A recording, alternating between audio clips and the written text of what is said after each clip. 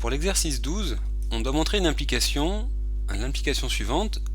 Il faut montrer que si on est capable de résoudre le problème de décodage par syndrome, alors on est capable de résoudre le problème du décodage d'un code aléatoire. Alors qu'est-ce que c'est que ce problème du décodage d'un code aléatoire?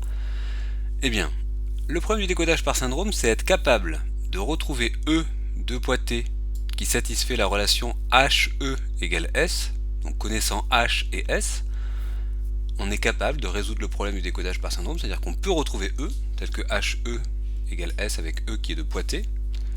Alors, il faut montrer que ça implique qu'on est capable de résoudre le problème de décodage d'un code aléatoire, et ce problème consiste à retrouver M, donc qui sera notre message, E, qui sera notre erreur de Poitet, tel que l'on ait la relation Mg plus E égale Y, où Y est connu ainsi que G.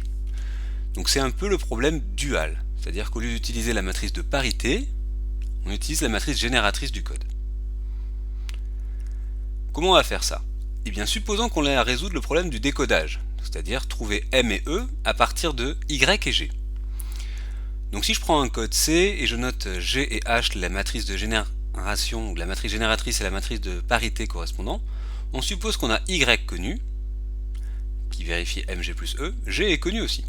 Si je multiplie à gauche la transposée de Y par H, j'aurai H fois Y transpose égale H fois Mg plus E, qui correspond à H fois Mg plus H fois E. H fois Mg, bon, Mg c'est un élément du code, donc H fois cet élément du code, ça vaut 0, parce que tous les éléments du code sont orthogonaux à H, car H fois la transposée de G égale 0.